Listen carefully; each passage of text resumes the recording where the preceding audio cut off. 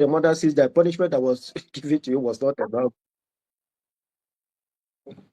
the father or the mother might even punish the child the more. Nobody owns the child in Igbo land. The child belongs to the community. We always say, one person does not train a child. This makes every child that is born in Igbo land to be cautious of whatever you are doing, wherever you are. Because that your parents are not there doesn't mean that you misbehave. We don't say wherever you see an uncle and aunt, generally we always say, this is my brother. You see an Igbo man in Asia, as soon as he discovers that the fellow who is, maybe he has seen a fellow who is also an Igbo man, he will say, this is my brother. He doesn't know the village, he doesn't know the community, but for the mere fact that he has identified that person as Igbo, he takes him as a brother, and they start relating. This is how, even to today, is being practiced almost all over the world. Westernization, yes, to an extent, has made some people to always look at they themselves, just me, my family. But this is not how we are. These ones are coming up in a new generation. Typical Igbo tradition, we talk about family. We have our uncles, we respect them. We have our aunties, we respect them. Whoever that has bloodline, even beyond bloodline, for the mere fact that this man is speaking this Igbo language, is your brother. Let us go to respect for elderly people, as also is obtained in the Torah.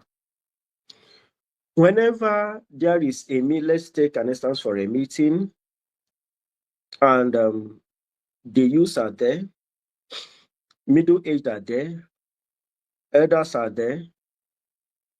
Even if you come before all the elders there, as soon as they arrive, you stand up for them to have their seats. If all the seats are occupied, you remain standing until all the elders are seated. That is Igbo tradition for you. You don't bring out your hand, stretch out your hand to greet an elder. No, it is forbidden. An elder, first and foremost, will bring out his hand for handshake. Then you bow down and take the handshake, because that is who we are. That is how we respect. Whether you know the man, so long as looking at the age bracket, he is more elderly than you honor him, you respect him. He's walking along the way, you are coming to him face to face, you shift for him to pass. Then you continue your journey. That is Igbo tradition. That is how we are born. That is how we are raised. Let's go to dietary laws.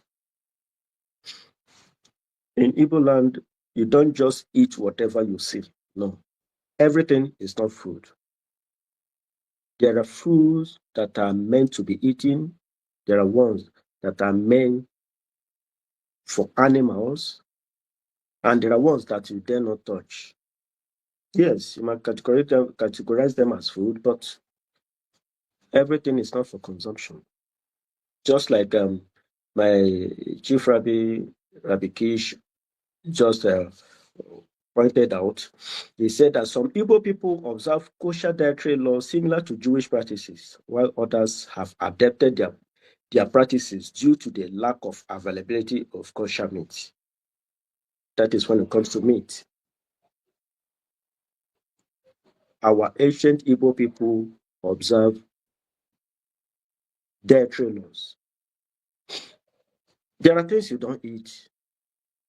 So long as, no matter how hungry you are, there are food when presented you reject, because, and this is done in Igbo, everything is done level by level. There are food that an elder will see children eating, he will not talk. But when he sees his fellow elderly man eating such food, he will not shake his head and say, no, no, no, this person is going astray. When you are among, let's say, there are people we call Ndenze. These are titled men. In Igbo tradition, titled men are never seen eating out. Never seen eating outside. If it is not food that is prepared in their home, it's better they go starving. They don't eat out. It's not done. Doing that means that you've sold off your traditional title. It's not done anywhere. Seeing an Igbo man, a red cap chief, a black going outside and be eating what he doesn't know who prepared it, the process of preparing the food. No, no, no, it's not done. You only eat in your home, no matter how hungry you are. Even if you come to an occasion where, let's take, for instance, a marriage ceremony, where a joyous mood, everybody is eating, you don't go eating. That food is meant for others. And what we always say, this is a titled man. A titled man is never seen eating out. Even if he must eat out, whoever that is preparing his meal should know that he is preparing this meal for a titled man. The more you ascend in hierarchy, the more you abstain from so many things, and the way your meal is being prepared, they give it a more, you observe more laws that are higher than the previous ones. This is how our people live their life in those days. Now, let us go to the law of Neda. This is kept by our ancestors from the time we never knew. Typical Igbo tradition. When a woman is in her Neda, he might not even tell the husband. In our home setting, as you are coming to a home of an Igbo man, the first thing you see is the Obi. After the Obi, right in a circular form within the Obi, you will see the huts of the wives of the man. Every woman has her own hut. If he's married to 2, 3, 4, or 5, as the case may be, most of the time they don't even go beyond 4. Thereabouts. Each woman has a hut where she stays with the children, and the man of the house will have his own. When a woman is in Haneda, what does she do? There will be a sign to give to the man that no go area for now. Sometimes he will use lantern and put it in front of her house. As soon as the man sees that lantern, he knows that no, this place, no go area. If the woman has a daughter that is of age of Neda, even if the man of the house wants the girl child to bring something that is up to the age of Neda, to bring something that maybe go and fetch me water, let me drink. If the man calls the lady, the woman will say, no, Chinyere or is sick. As soon as she says Chinyere is sick, it doesn't mean that she's not feeling fine. That is a code. That is to tell the man Chinyere is in Haneda. Call another person. Or if I'm free, if the woman sees herself free, she'll go and bring either the food or the water for the man.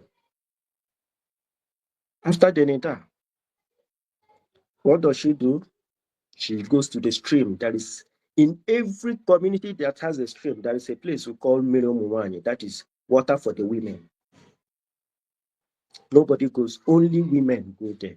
Children don't go there. If you're not up to the age of Nida, you dare not go there. It's always concealed. This is where they do their immersion.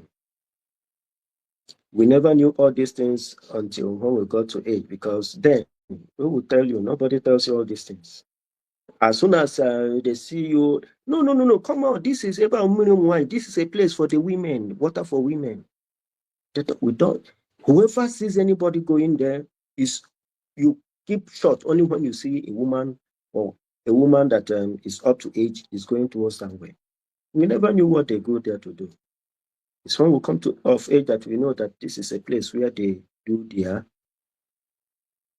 mikveh, they do their immersion. Until after their mikveh, then they are free to go with their husbands. These are the things we met. In the time of Nidar, you dare not cook for your husband. You don't. Probably that is why they marry more than one wife then. You dare not cook for your husband.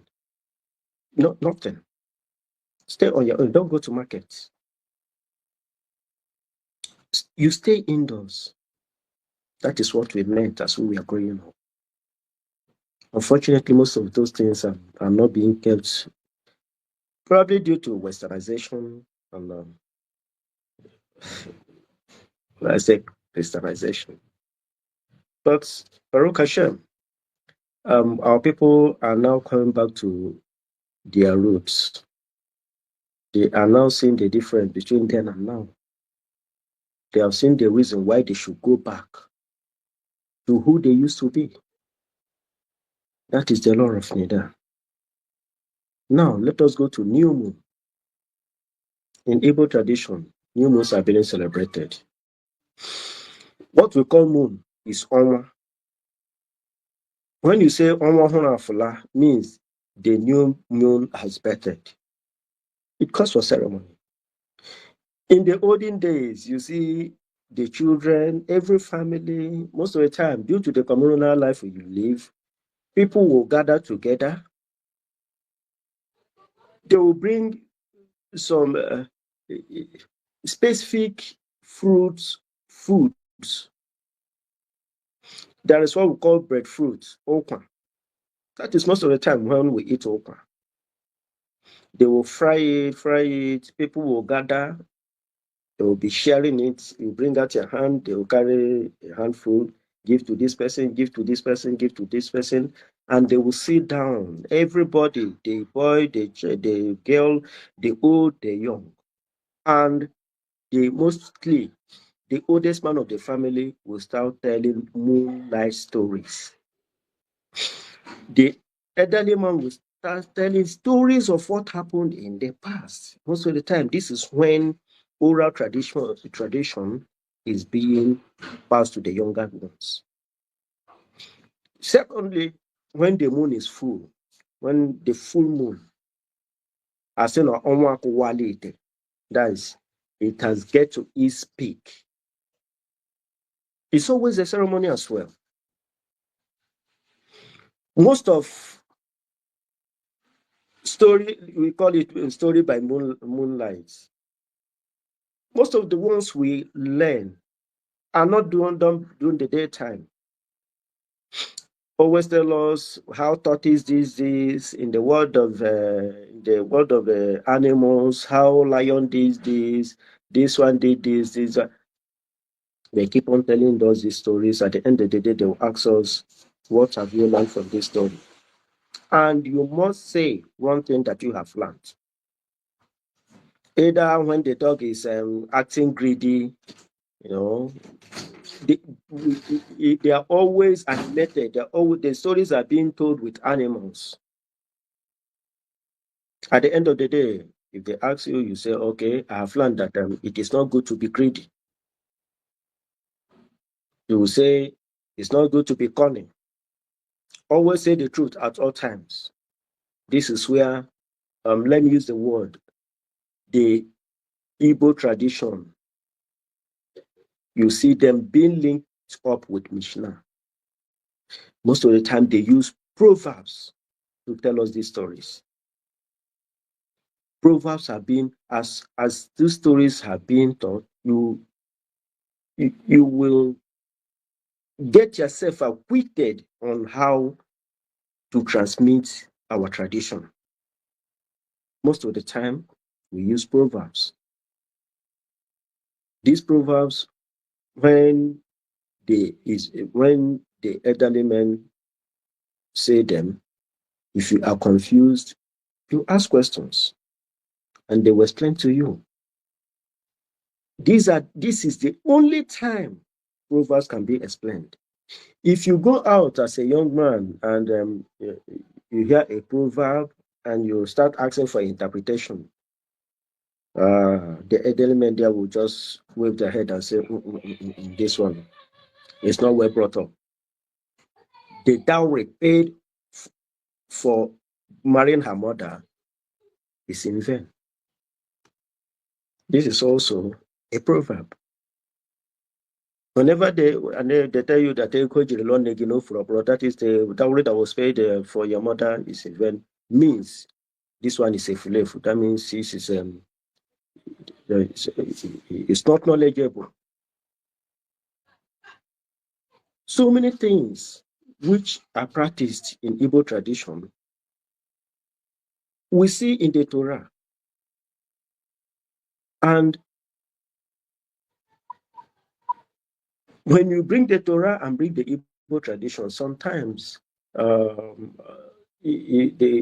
we met as we are growing up will tell us, no, this is what they are past tense. Old things have passed away, new things have become new. And you ask them, now that you are doing the new thing, is our life more better now than then? They'll tell you no. The life, our people maintain virtues then than now. So now that all things have passed away, all things have become new, which one should we practice? Where should we go? Is it not better we go back to who we used to be? What our ancestors taught us, so as to live this life which we say is better? Why don't you go back to who we are? We thank God for the Baruch Hashem for the renaissance that is coming up at this age. Our people are seeing the vanity of religion that was brought to us. The youth of this age are seeing the wisdom of our ancestors. That if we keep moving the way according to what was given to us, where we are heading is undefined. So I thank each and every one of us that listen to this little information that pertains to Igbo tradition. I know majority of us here, back to Israel, we share almost the same tradition. I'm talking from my own corner because this is where I was born, I was raised. So I feel like today, that is Yom Hatorah, let me share with all of us. Toda.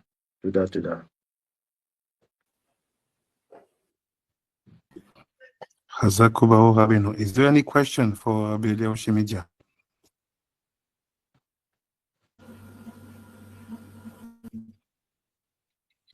Hazak Baruch Rabbeinu. Thank you so much for sharing. Rabbanit Mariam.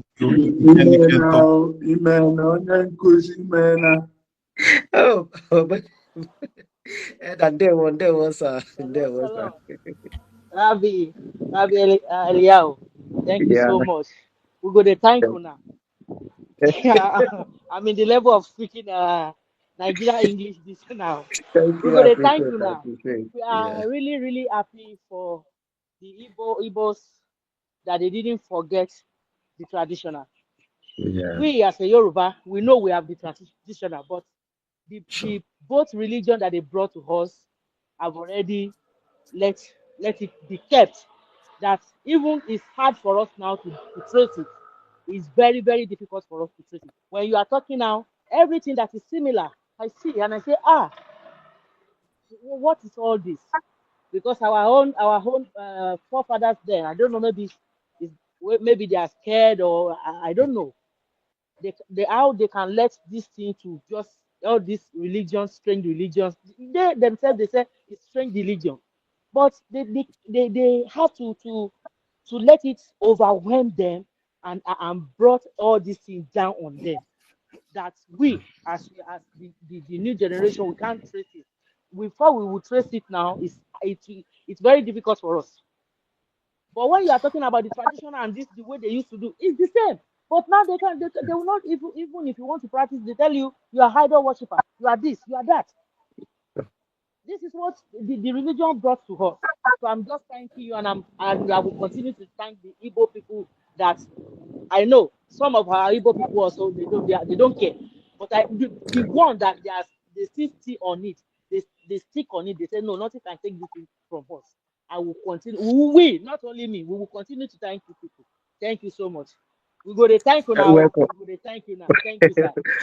Welcome. Let me add there, most of our ancestors didn't just imbibe these new religions with open arms. Majority of them were coerced.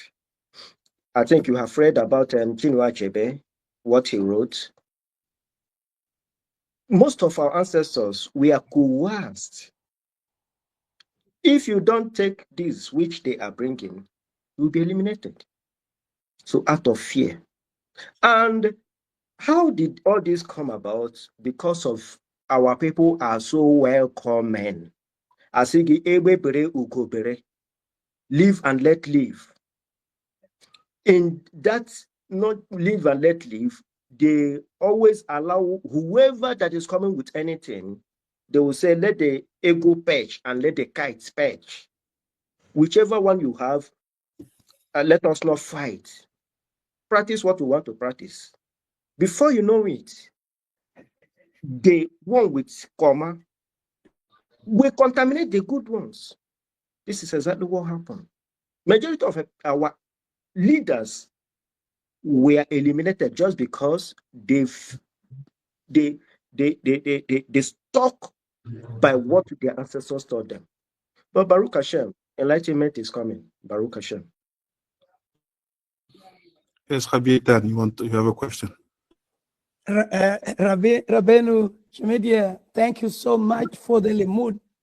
I'm so happy that this limud is so unique because it's really opening our eyes to so many things about the African continent, and because there's so many stories that still need to come out, because when you look at different tribes, different people, and they've got crazy stories that when you hear them, it tells you something. One of the things that I wanted to ask you, and I'm really interested because, there are stories and people, the Jews in Tanzania, for example, they actually came from Yemen.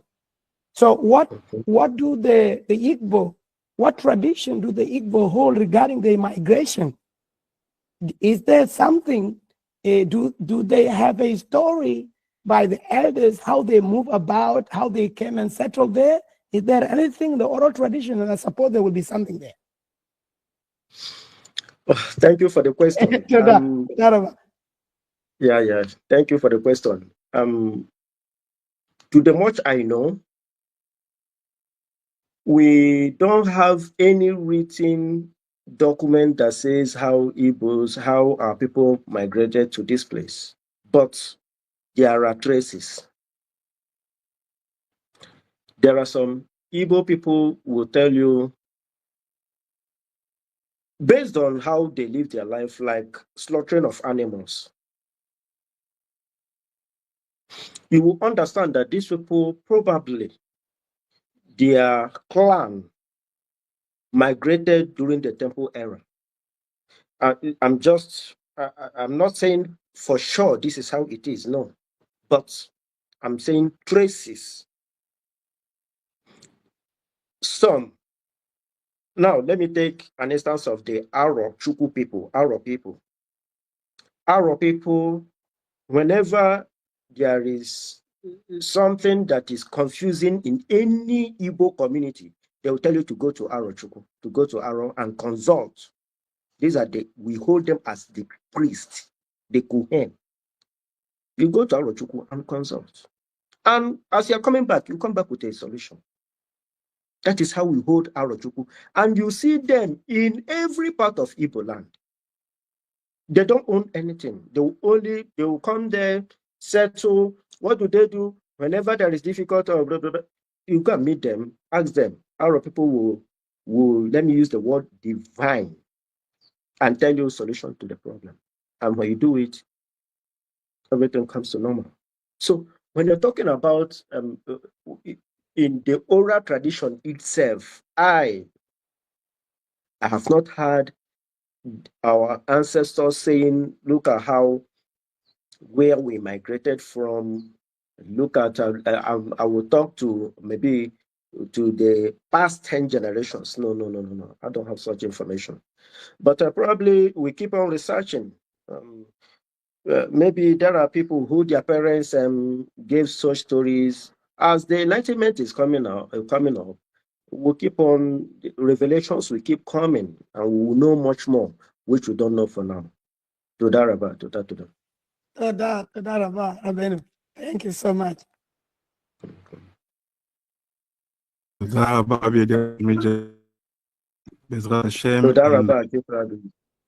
you very much. It was very, very deep. So in the next minute, we will have Chief Rabbi Ishe Moshe giving a limud in Malagashi.